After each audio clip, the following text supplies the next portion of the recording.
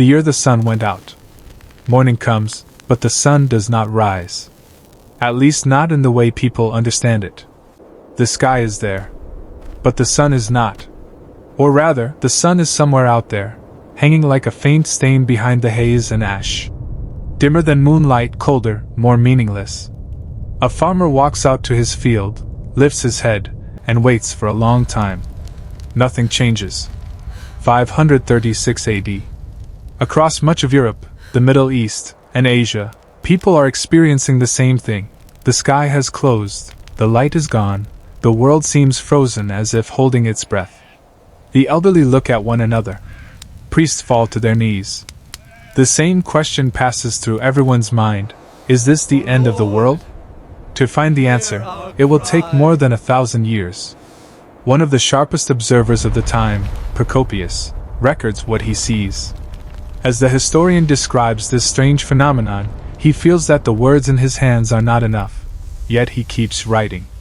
He says that the sun, for an entire year, gives off its light without warmth, just like the moon, and that it appears as if there is a constant eclipse in the sky. This is not an eclipse. Nor is it a storm.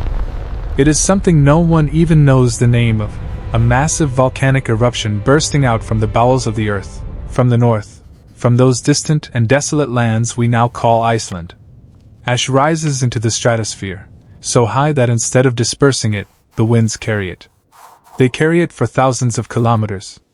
It covers the north, seeps into the south, crosses the Mediterranean, and stretches all the way to Central Asia.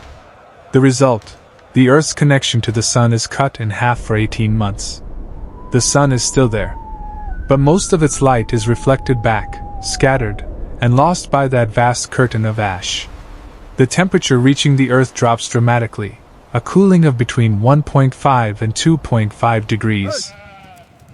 It sounds small, but on a planetary scale, it is like the first stone of an avalanche coming loose, and the stone begins to roll. The sun is gone, or there is only a pale, meaningless shadow of it. Photosynthesis slows down. Plants do not grow. But this is not just a matter of flowers and gardens. This is the agricultural cycle, the fundamental fuel of civilization, coming to a near standstill. Records in China are kept meticulously. In the summer of 536, it snows. In summer. In the season when seeds are supposed to sprout, crops to mature, and harvest to be prepared. In Anatolia, vineyards freeze. In northern Europe, rivers freeze in the middle of summer. People cannot look at thermometers, but they feel it in their bones. This year is different. Crops fail. Storage runs empty. First the villagers go hungry, then the townspeople, then the city dwellers. The rich bring out their gold, but there is no bread to buy. The social order begins to crack. Across a vast geography stretching from Ireland to Mesopotamia, thousands of people die simply because they cannot find food. Resources come to the brink of exhaustion. Ice cores.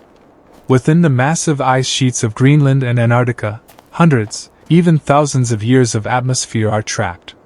Scientists slice these layers thinly to analyze the air of the past. And in the layer corresponding to the year 536, they find something distinct, a sudden spike in sulfur levels. The signature of a volcanic eruption. The same ice cores reveal something else: lead isotopes. In layers dated to the 640s, the amount of lead drops to zero. This is evidence that mining and metal smelting in Europe at that time had almost completely stopped. The economy had collapsed. Urban life had declined. The world is breathing, but the air it draws in is cold and empty. Tree rings tell the same story. Dendrochronologists examining the rings between 536 and 541 determined that growth during that period was the slowest in the last 2,300 years. Even the trees had frozen, both metaphorically and literally.